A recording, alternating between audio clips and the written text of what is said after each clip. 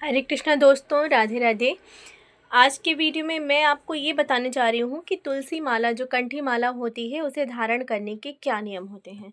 आप सभी की तरह से ही यूट्यूब पर मैंने भी बहुत ज़्यादा सर्च किया था कि कंठी माला पहनने के, तुलसी माला पहनने के क्या नियम होते हैं। मैंने अलग-अलग मंदिरों में जहाँ मैं जाती थी, जैसे इस्कॉन टेम्पल में या वृंदावन में भी कई लोगों से मैंने जानकारी लेने की कोशिश की कि तुलसी माला, कंठी माला पहनने के क्या नियम हैं। तो सभी जगह से जो है मुझे एक ही तरह का रिप्लाई मिलता है और वो जो नियम है वो बहुत ही सही नियम है। कहा जाता है कि कंठी माला आप जब भी करें तो आप एक तरीके से आप ईश्वर के हो चुके हैं, भगवान के हो चुके हैं, ठाकुर जी के हो चुके हैं, राधा रानी के हो चुके हैं।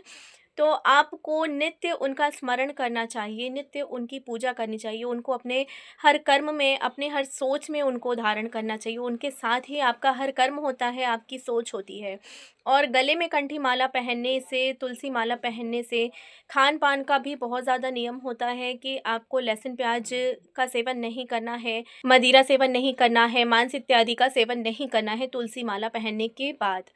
फिर भी अगर आप नियम ले रहे हैं तुलसी माला पहनने के और आपसे कुछ भी ऐसा आप खा पी लेते हैं गलती से भी, या कहीं आप गए हुए हैं वहाँ पर गलती से, या अपने जीवन को चलाने के लिए अगर आपको शुद्ध शाकाहारी भोजन नहीं प्राप्त होता है और आपको खाना पड़ता है, तो उस कंडीशन पे तुलसी महारानी जो है वो सबसे ज़्यादा पवित्र हैं। वो आहार को हमारे कंठ से नीचे उतरते साथ ही वो पवित्र कर देती हैं और हमारी जो रक्षा है वो आहार की जो अशुद्धता होती है, जो हमारी सोच पर हावी होती है, उससे हमारी रक्षा करती हैं। आपको अगर ये सारी बातें डिटेल में नहीं समझ में आ रही हैं, तो मैं शॉर्टकट में सिर्फ़ इतना आपको कहना चाहूँगी कि अगर आपने तुलसी माला धारण की है, तो आपको सिर्फ़ ये बात ख़्याल में रखनी है कि आपके कंठ से अंदर कुछ भी अशुद्ध नहीं जाना चाहिए,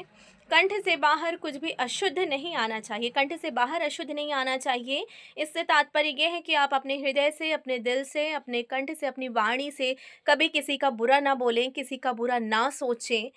क्योंकि ये तुलसी महारानी का अपमान होता है। तो इसलिए अगर आप तुलसी माला धारण करते हैं, तो आप सिर्फ़ इतनी सी बात साधारण शब्दों में इस चीज़ का ध्यान रखें कि कंठ से भीतर कुछ भी अशुद्ध ना जाए, कंठ से बाहर कुछ भी अशुद्ध ना आए। इसके बाद आप तुलसी महारानी को धारण कर सकते हैं।